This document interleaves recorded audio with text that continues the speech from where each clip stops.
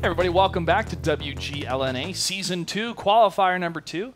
I'm Clutch, and tonight we've had 2 victors already. They are Pup Stars and Refuse to Die, and we're about ready for our third match of the night. Forgotten Legionnaires versus the Landing Zones Slayers. There's a lot of S's, but that's their name. I am joined by Nagatron as well as Soviet from Fulcrum Gaming, the Season 1 victors, the ones that took home $50,000 and also partied hard in Las Vegas. We had a really good time and looking forward to Season 2 finals. More details will be announced soon. And gentlemen, we have a lot of fun stuff planned for this weekend. We kind of have to be hush-hush about it because it's going to be a surprise and some things, but I'm really looking forward to it. And we get to see Lauren Elise, too, my co-host that was at the finals, so I'm sure she's going to be excited to see both of you because everyone loves a winner, as Patton says. America hates a loser. They love a winner. Soviet, we talked about a little bit of that tank selection, really, if you will, a little bit of a surprise. Are there any tanks that you love to kind of keep in your back pocket and maybe bring out in some type of play that we hardly ever see, or do you like to keep that a secret? There's no secret to it. IS-3. IS-3. I knew you were going to say that. 1390, 5100. Mm-hmm. We sometimes put relics in T1. And it's quite a scary sight every time he's in the T1, which is every time. Yeah. It really, you know, one thing about Amigos, Super Amigos, and I had such an awesome thing drawn up on Ents. I know, I'm sorry, time. They did not take care of their T1s. How many times have we seen the T1s seal the win in Season 1, in first qualifiers? T1s play a crucial role in this game, and I see a lot of people often ask us, why bring T1s? You know, what's up with this format? Why is it so goofy? The T1s can't do anything. They do a lot. They put cap pressure. They can take a full tier 8 out of the fight because you have to go and reset. And we saw that with Super Amigos and Refuse to Die. Refuse to Die was able to save their T1s. Super Amigos kind of suicided them. So, yeah. But back to your question. IS-3. IS-3. IS-3. He's a big fan of what we like to call the IS-15, which is just 5 IS-3s. Mm-hmm. Have you ever played like that? At least No. for fun? No. It's totally made up. You right don't now. allow it? We've never actually called it the IS-15. Not once. I like to see that. I challenge you to do that once. Just for fun, though. I'm not saying you have to do it in well, professional league play, but hey, if and all stars versus no stars, maybe we could do it. If Bag of Kittens can bring a Panther 2 and a Kernavern, I'm pretty sure somebody can squeeze in 3 or 5 IS-3s somewhere. Yeah. What are your thoughts on the Pershing, though? We've been seeing that tank pop up here and there. It's a medium tank, American tank. Some say it's a smaller version of the T-32. At least T-32 is based off the Pershing. Its role, what would you say its role, and have players been using it to its best advantage, at least for the scenario and what the tank can execute? We haven't seen it a whole lot. I know Simple Tankers love to bring it, and they used it very, very well, but their lineups were specifically balanced about DPM without autoloaders, damage per minute. So they weren't, it wasn't quite a risk as much as a calculated gamble, essentially. But like you said, it is essentially a smaller version of the T-32. It's a faster version of the T-32, and I think it's pretty much better than the 32 in every way, unless you need more hit points. Okay.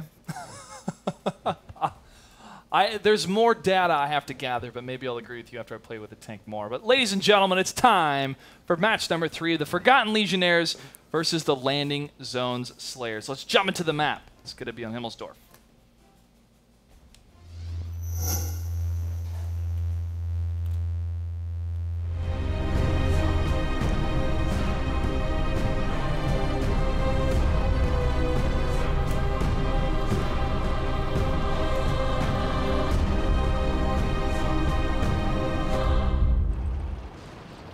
Far to the south, the red team, it's the Landing Zones Slayers. And to the north, the blue team, it is Forgotten Legionnaires. Every time I say the word Legionnaires, I think of the Jean-Claude Van Damme movie Legionnaires. Right now, Lodorki in the IS-3 is able to take down the T1, that darn Ewok.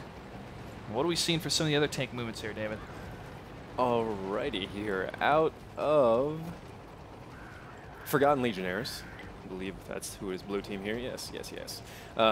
They have two 5100s, two IS-3s, and a T-69. Very standard lineup for Himmelsdorf. One that will potentially be hard for them to win with against 4 IS-3s if those IS-3s step on top of them without getting spotted coming in, because one volley from those and a tier 8 is gone. Yep, that tank alley push has proven to be successful, at least moving into the enemy side, but they see one of the 5100s, the Doughboy, cruising across into that F, G, and then further on H line down the 3 and 2 line here. Lodrecki leading the charge in the IS-3, going to be turning the corner. See if there's any tanks waiting for him. There's only one heavy tank from the blue team, from Forgotten Legionnaires, that will be able to stop this advancement. And here they are, the IS-3s in the windows. There's that window play you talked about. Lodrecki gets lit up, 720 out of 1,500. Takes a lot of hits as Ty 2 in the IS-3 trying to push up against the windowed position of Saradane and Sog Cenobite. Great positional play from them, but they could get surrounded here pretty quickly, as these tanks are going to commit to getting the kill first, then the flag cap afterwards. Forgotten Legionnaires really picked a bad angle to bring back the rest of their tanks. They should have brought them directly up the 3 line, which would reinforce their IS-3s immediately, but instead they tried to catch landing zone slayers in transit and ended up feeding them 2 IS-3s, but they're going to show up here at the end. They really need to put down as many of these as possible and that 5100 before he clicks. Carco Joe in the IS-3 trying to get that one final shot against Cenobite. Sog Cenobite goes down, but Lodrecki is taking a couple hits, trying to get in a hold down position next to his dead teammate's tank. But Carcajou cannot get into the window area because of the dead tanks, and now the chase is on as Happy Kilmore in the T1 is going to be pushing further along here to the south, try to get some scouting, at least in that section, to see if the red base is continuing to be under attack, trying to clean it up at least. And Lone Wolf, Lodrecki, and Carcajou taking some hits from the T-69. Thermobarics takes down Joe Hell, 7. And now the cleanup is going to continue for both these teams here. They try to lock down any shots they can. 2 IS-3s still left alive. HP sharing here. And Lone Wolf gets hit right in the throat of his tank. 335 out of 1,500. That was by his teammate. You got Nobody here from Forgotten Legionnaires fired when Lone Wolf took that damage. So wow. I'm pretty sure that his buddy there shot him in the back of the turret, or well, probably not the turret, but probably in the back. They do have a lot of a hit point advantage. Fortunately, Forgotten Legionnaires was taking damage with Stone Cold Trooper, who had full health. Now that the 69 is undoubtedly loaded, I'm pretty sure both 5100s are loaded again. It's a simple maneuver just to push directly on top of this IS-3 and finish him before that IS-3 is able to continue reloading and cranking out damage, which there's no point in hesitating, so now is the time. Now is the time. Stone Cold Trooper into Doughboy. Doughboy getting the brunt of the force here against Carcajou. Stone Cold Trooper in the 5100 shoots and misses, but Doughboy is going to have 5 more shots in his clip. Getting to the side of the IS-3 is going to pin him, or at least move across him. Stone Cold Trooper is able to land the final kill for the final Tier 8 still left on the map. Only one left alive now is Happy Kilmore in the T1, who's trying to put on pressure earlier on, or at least counter the pressure that was being forced upon him and his team from those light tanks moving in against him. But now that they're down, he's going to have to face 2 AMX 5100s, which means game over for him and his team. This will be a victory for the Forgotten Legionnaires. They are just simply cleaning up, heading straight to cap here. I don't know where that T1 is. He's going up. He's going up Tank Alley. It's just a matter of time here, as the two blue tanks will force a flag cap for that side. Happy Kilmore only has 1 tank. Will not be able to stop them or to cap faster them. And there it starts. 48 seconds left on the clock until a victory for the Forgotten Legionnaires. Gentlemen, when a situation is like this, you have 1 T1 left alive. Is it bad sportsmanship to still try to fight it out, or is it just determined upon, you know, trying to do everything you can to win for your team? Never give up is what I would say. There are some instances in which it may be kind of annoying, bad manners. In a sense, you know, perhaps if there is time limits on the tournament, it's more bad manners towards the people running the tournament than to your opponent. But you never know what can happen there. Maybe they accidentally step off cap, anything. And if you counter cap in the right amount of time, a win is a win. You don't want to leave any doors open for a victory for your team, for your enemy team there, or for a loss for your team. And there's the capture. Red base is captured. The blue team, Forgotten Legionnaires, is able to take the victory here. So Ladies and gentlemen, welcome to battle number 2 of the Forgotten Legionnaires versus the Landing Zones Slayers. Landing Zone Slayers are the red team spawning to the south. To the north is the Forgotten Legionnaires, up 1-2-0. David, what have we seen on the map? Forgotten Legionnaires has 2 5100s and 3 IS-3s.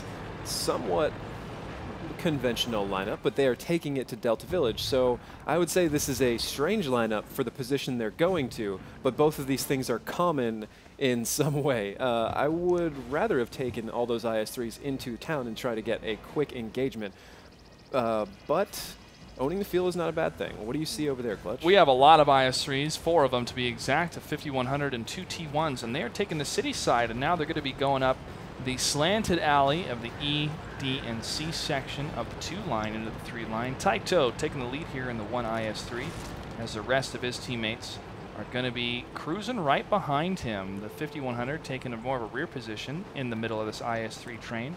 And now further to the outside, one of the T1s should be scouting a little bit ahead of them, but is in fact staying behind. And now they do have a bird's eye view of the flag capture, at least from a distance here. And Type 2 still leading with the IS-3. Blue team does have 2 of their light tanks in a position to see any type of aggression from the F-Road or from the northern push here, and that's what he's going to see here in just a couple seconds. Type 2 leading the way in the IS-3 with Lodriki, Kakajao, and Johel 7. Now they're going to indicate, hey, we're here. 48 seconds left on the capture, now 30, as 5 tanks are going to be on the capture, forcing the blue team. Wow, they are way out of position here to try to stop this, David. Yeah, I really don't think there is a chance that they can make it back in time. They have 2 5100s in Delta Village that could have been able to get there, but Thermal Barracks in the T1 did not have a solid position, and I think they thought he did. He should have been able to spot all those tanks coming in, but he didn't, and now they are way too late. 2 seconds left. This is going to be a very quick cap fast for Landing Zone Slayers, and unfortunately for Legionnaires, that's Ruinberg. Wow. Wow, super quick. Super quick on that push. Sometimes it's all you need. Sometimes all you need, man, is just to get 4 or 5 of those tanks on the cap and hug one of those buildings. Now, you mentioned the T1, where his position was too late to detect that. Would you have put the T1 in a different position, or was he in the right position, just the aggression was too much? He was definitely not in the right position. He couldn't see them at all, so he was probably in too many bushes, which for the spotter, it works both ways. Obviously, you don't want to get spotted, but you need to spot them as well. So you want 2, 3, maybe 4, depending on the position. But I think he was maybe like 6, 7, 8 with trees, something like that, because I've been around there. I've never been in a situation where I haven't been able to spot the enemy team. So way, way too many bushes. And I think that fed the Landing Zone Slayers' aggression, because if they poke and they're not getting spotted, well, then nobody's here. Let's push on cap. If they had gotten counter-spotted, I think that Legionnaires would have had way more time to play out the hand they were working towards, which actually looked like it had some promise.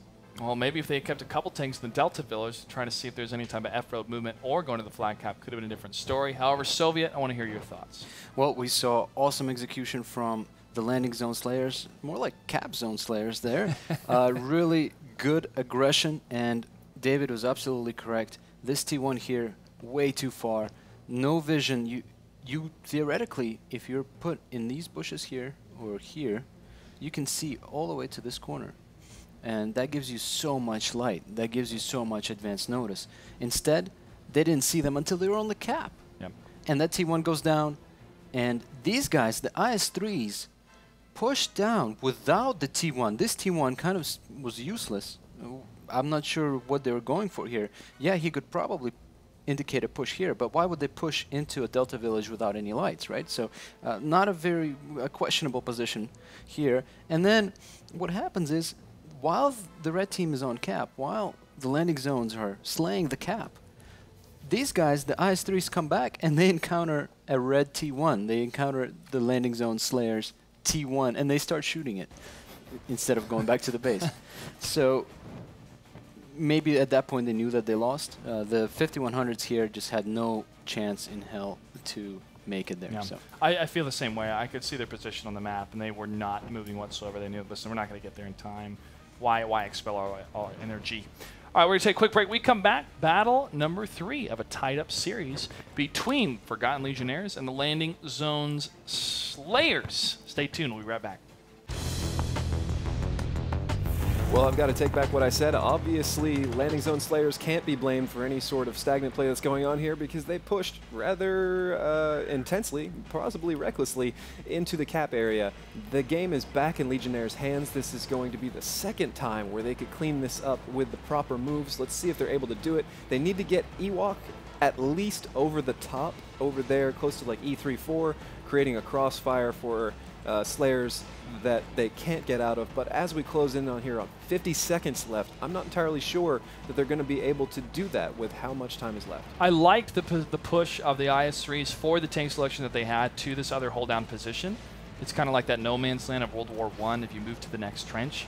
But it's not that they're not able to sweep in. They have no flank. It's just a straight one-on-one snipe fest kind of going back and forth between these two tanks because of the distance and also because of the different cover. The railroad and that hold down position allows for 22 seconds left on the clock. It's probably going to be a draw here, folks. We're tracking the IS-3 did take some serious hits, but not as much as Lone Wolf, his teammate.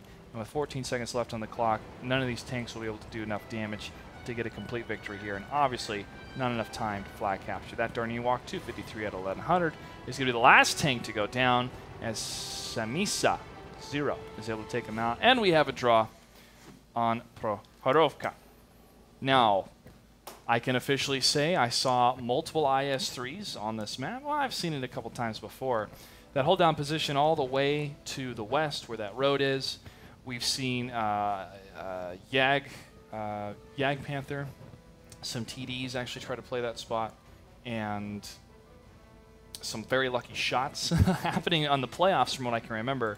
The last shot in the dark, the 13-9 on the previous location. That was an epic match. It was a very good match. I very rarely use that word. So we definitely see some very exciting play style with tanks that are not definitively the best for this map. But a number of IS-3s really, you lose that mobility. Without that mobility, you can't really get the necessary, one, information, and two, position compared to those hold down areas. So your thoughts overall, anything that could have gone differently from either team?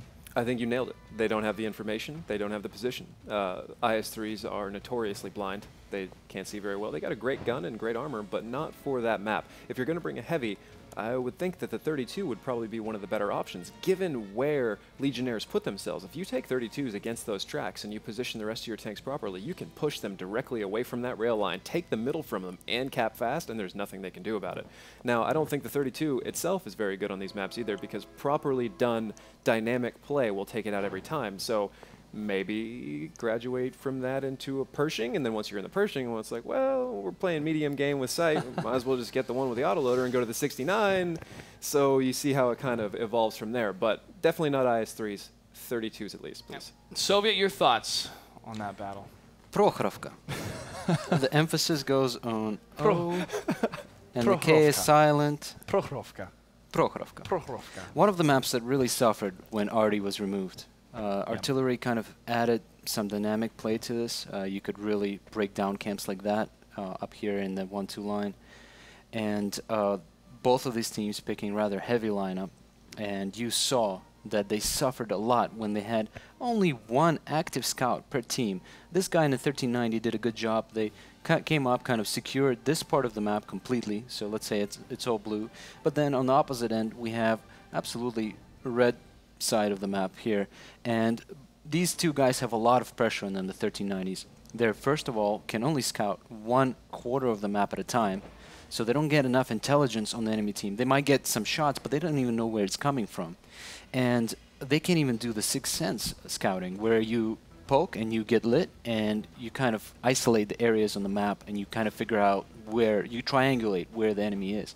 Because you only have one point of reference. If you had at least two, you'd be able to, okay, I got lit in the north, but I didn't get lit in the southwest, you know, so they must be in the northwest, right? Like, things like that. You can't do it with one scout. So we saw, towards the end of the map, a very dire push with the IS-3s, blindly. Really, they just threw themselves. They could have even lost the game, should have Ewok reacted better and, like David said, realized that the E3 area is gone, is empty, and he could have utilized those same bushes that IS-3s were camping against them. So Prokhorovka needs Arty back or needs a highly mobile lineup where you have multiple scouts running around the map, constantly gaining intel on the enemy and jumping on it. You can't let the intel go stale. Like David says, stale. It's just, you can't, because there's so many different bushes, there's so many different hills, there are berms, and just don't bring IS-3s. It's a great tank, not for this map. All right, let's take a quick break. We come back. The next battle of the Forgotten Legionnaires versus their opponents, the Landing Zones Slayers. Stay tuned.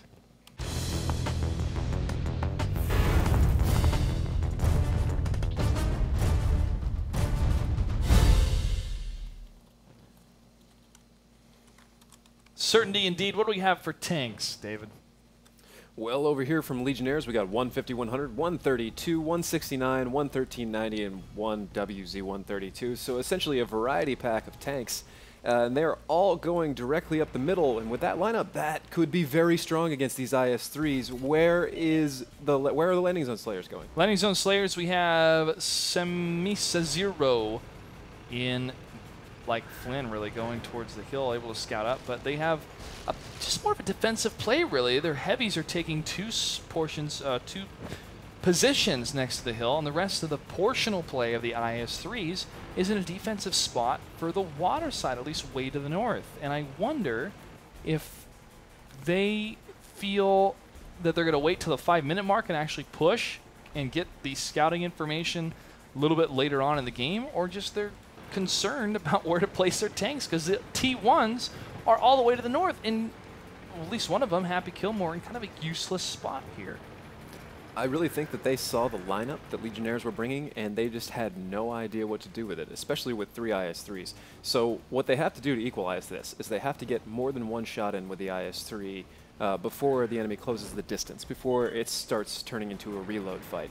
They need to tap him once, get behind a building, take no damage, etc., etc. What Legionnaires really needed to do was establish mid-control with his 32 faster. So far, he has not abused his hull-down abilities, and that is very unfortunate, because had they done that right off the bat, they would have caught Slayers in the open and potentially jumped on them with everything they had and gotten a very significant early advantage. Yeah, but that advantage is now left. It is fleeting, but here we have a push of those IS-3s, 3 of them, Karkajau, Taito, Lodriki, and Joe Hell 7 in the 5100 are now moving in for a straight-up hill play. But Lodriki is backing up the IS-3. No tanks have been spotted. Well, one was spotted, but now has disappeared in the fog of war. Karkajau and Taito holding back next to the rocks here. Defensive play again, trying to see if any tanks are going to move on to that hillside. But no, the T-32 is going to hold in that rock of death position as Rukil likes to stay, and a bit of a waterside play. Is that the T1 Nagatron, or is that one of the 1390s that is over on the water side? That is one of their T1s. Their T1s are going through the 1 line and the 8 line, just doing the flanks as usual, trying to grab a little bit more control here. But if Slayers do decide to push directly up the middle, all 5 of their main tier 8s are relatively close to that. As long as this 32 spots them coming in, it's not going to work out for Slayers. But I'm assuming Slayers has changed their mind now, considering you said they were massing a moment ago, and they have yet to show. Well, they're massing, but they're massing at the very north side of the hill with their turrets pointed up, but not really at any good gun to elevation here. Now, they do see a 1390, and they're going to be on the move as Aegis in the T1 is able to spot him. 1390 trying to get some shots against that T1. Joe Hell in the 5100 will scout the 1390. Does he get a shot on him? He fires, and it is a bounce, but he gets 1 hit on that darn Ewok, as Aegis in the T1 is going to continue to try to scout for the rest of his teammates as they try to get the jump on the 1390. 1 more hit from Joe Hill, but no, it's a miss. He tries to line up the shot. That darn Ewok is on the run as Joe Hell 7 is on the chase. That darn Ewok takes another hit. Joe Hell 7 trying to line up the shot. No, does not land. And he will be out of shot soon. He might have to clip here. Now is where you're going to see Legionnaires come directly down the 5 line and cut off Slayers from their own cap, put a T1 on cap, and create a pressure that's going to force them to come back through just ridiculous amounts of fire. If Legionnaires see the opportunity that's on top of them, they saw almost all of those tanks in the open. Now is the time. Will they seize it? Karkajau takes down the T1. Lordriki seizes the moment to take down the 5100. Stone Cold Trooper in the T-32 taking a shot himself Now here is a positional play from the WZ-132. Thermo Barracks could try to get a jump on one of these tanks that's not paying attention, along with the T-69 SOG Cenobite. However, SOG Cenobite does not have the best gun depression in the T-69. Well, it's okay gun depression, but not really good gun elevation coming the opposite way if he's at the bottom of the hill. Now this is going to continue to hold up the 3 heavy tanks that are up here in this section for the red team. Aegilis and his T1 is not able to scout too far, so he's going to hide behind the rocks. That 1390 was able to escape. 5100, the Doughboy, has been killed though in the T1. So the landing zone Slayers still has an advantage when it comes to tanks that are still left alive and the damage output they can commit to. But positional-wise, they are all at a bit of a standstill. I'm not sure exactly how the Doughboy went down. I only saw 2 shots from IS-3s. Did he take 4 total, or was there an ammo rack or some sort of catastrophic fire going on? There was a 1390 shooting him repetitively, and then 2 IS-3s finished him off. He overcommitted, didn't have any cover, and then started backing up and went down. Okay, so here from Legionnaires' side, we have not yet seen the 1390. So I'm going to assume, based on what you were just telling me, that he's sitting up there at A4, providing kind of a backstop for landing zone Slayers there. So the loss of that 5100 did give them some sort of intel, and this explains why they aren't trying to do what I was referring to earlier. Now the control is completely in Slayer's hands. They're making big moves here, and as long as they play their hand right here, they're definitely going to come out on top of this next engagement. Yep, east side push going around that hill. He sees the T-32 Stone Cold Tiger. His turret is not in a hold down position. The tank is exposed, shot to the rear, and he is on fire continually. Does he not have a fire extinguisher? The 5100 is able to clean him up, but he does take some shots on his side as well from the top of the hillside. 1390, T-69, and WZ-132 to the top there, trying to land some more hits against Joe Held too, but the rest of his team, his IS-3s, are saying, no, no, no, back up, Joe. You go ahead and go forward, at least in a forward position, as Joe Held does back up, but he's going to turn his tank around and move toward a forward position to get up that hill. Lodrecki and the IS-3 get a tank point going up that hill here. Thermo Barracks over here trying to take out Ageless, the T1 that has been spotting them from the other side. I'm not sure that is going to be able to give them enough of an advantage to come back here, especially 2v5 when it comes to tier 8. So, and now when Karkachow gets a hit against Thermo Barracks too, and he sees it, he just killed his T1, and now he's on the chase. IS-3 versus the WZ-132 with not a lot of mobility in this tight corner. I mean, it's relatively okay with the buildings that can provide cover as the WZ-132 is on the run. Karkachow trying to line up the shots. Thermo Barracks not using the houses as cover. He's actually to go up the hill towards the flag cap, taking another hit from Karkachow, trying to actually escape, but he's unable to escape the shot from Tai 2. Only 1 tank left alive. That's the T-69 SOG Cenobite is going to have to be on the run, and I would run if I was him, because he could still draw it out, being the only tank left alive with 2 minutes and 27 seconds left on the clock. However, he's going to have to dodge a lot of different shots, as Samisa, the 1390, is going to be the one to lead the charge. Joe Hell from the bottom of the mountain, or goes to the bottom of the hill, rather, as Samisa is able to start that trigger, chasing down SOG Cenobite. SOG Cenobite on the run. The T-69 sees Lodrecki. He gets tracked. One more hit. He will go down, and it's going to be a victory for the landing zones Slayers on.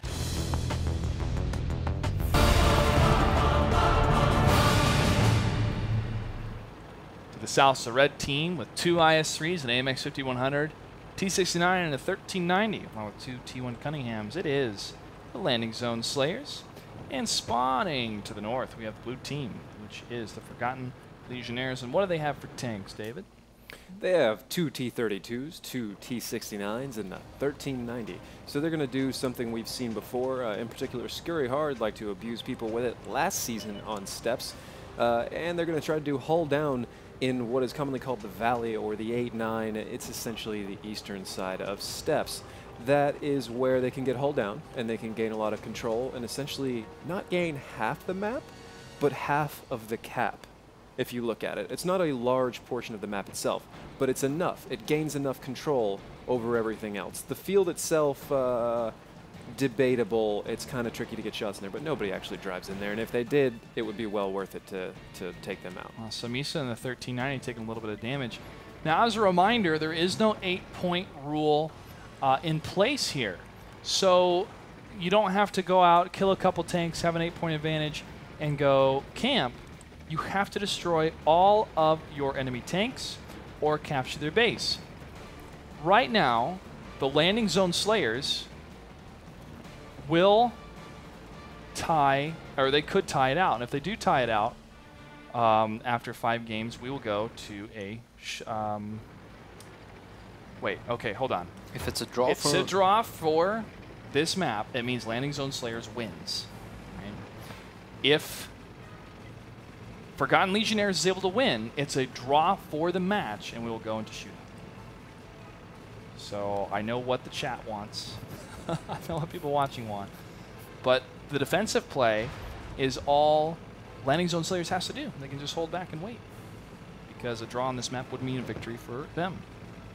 I have a feeling, though, that Slayers are not going to be content just drawing it out like that. Very few teams are.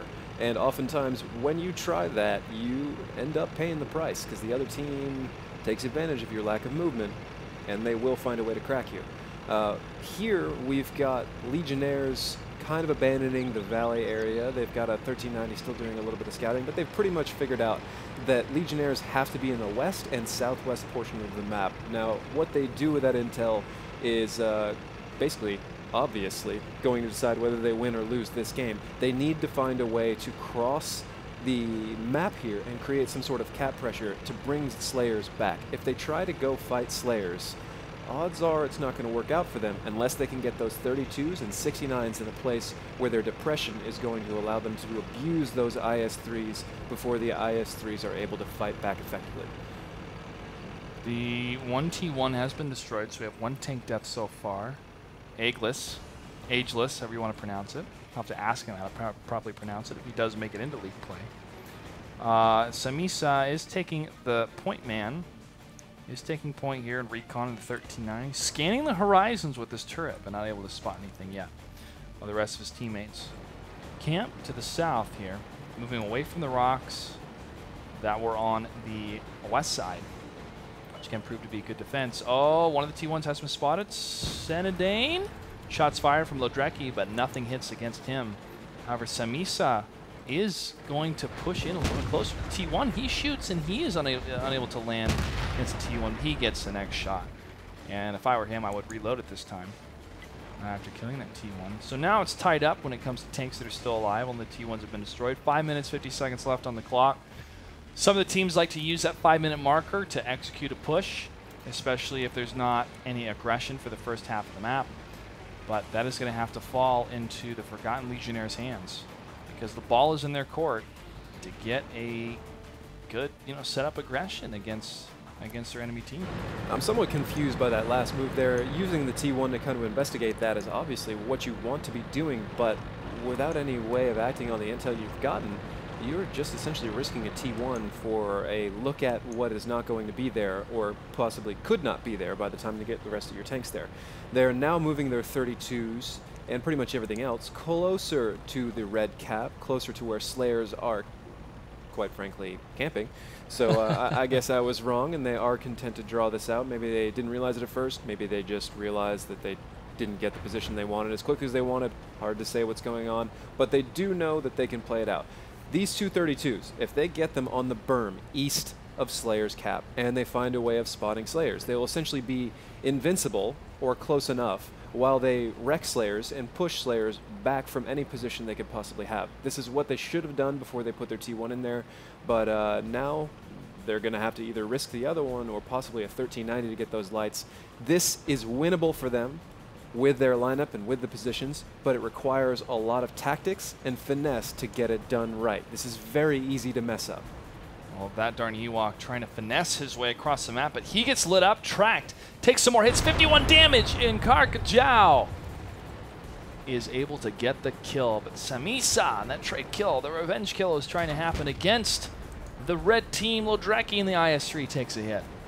Samisa trying to hold down at the bottom of the hill without getting, well, pretty much shot.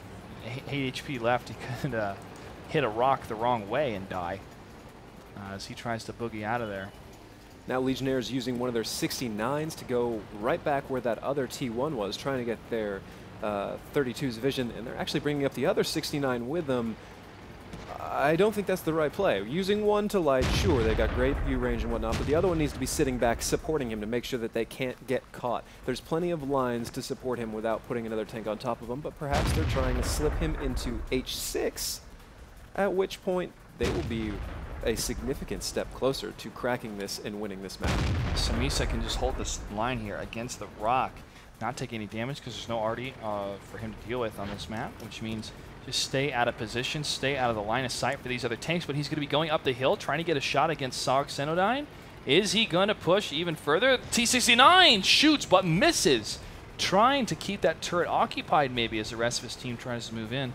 One of the T1s, Happy Kilmore, is actually moving to the north side. He could be going for a flag cap to keep that pressure on the blue team, but will one of the blue T1s see him moving in? We'll have to find out a little bit later as we jump back to the south here. Joe Hell 7 in the rear with the gear in the 5100, trying to land some more shots against any T69 or any tank that pops out from those rocks.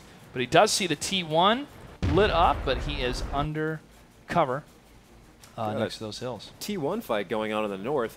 This, the result of this could very well influence the result of this match. There's only 2 minutes left, so Happy Kilmore needs to take out the Doughboy if he wants to initiate cap. If he does, inside the next 20 or so seconds, then he could possibly win this through cap, but it doesn't look like he is going to pull that out. He's lower than half health, and the Doughboy is closing in on him right now, which pretty much makes this whole corner of the map irrelevant to the fight from this point forward.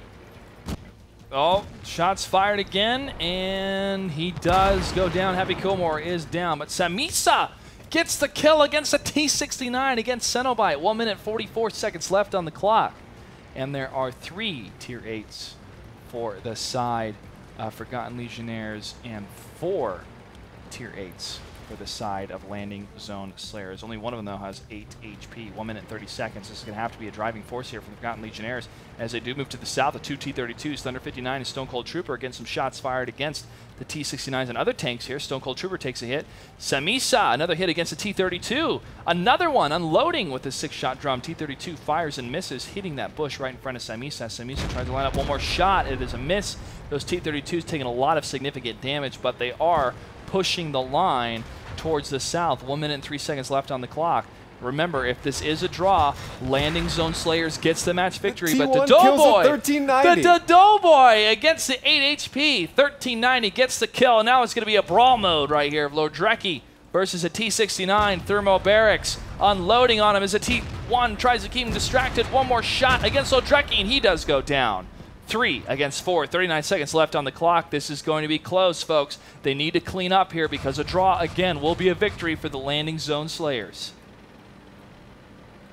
This game has gone in and out of Legionnaires' control. They've had it several times here. Had they pushed those 69s down that line all the way into the valley, or into that road where the 1390 ended up staying for so long, if they had done that immediately, they wouldn't have taken so much damage for trying to be there. And instead, they allowed more time for Slayers to work different angles, to reload, etc., and that maneuver there probably cost them the game. And that is the end, folks. They get the kill.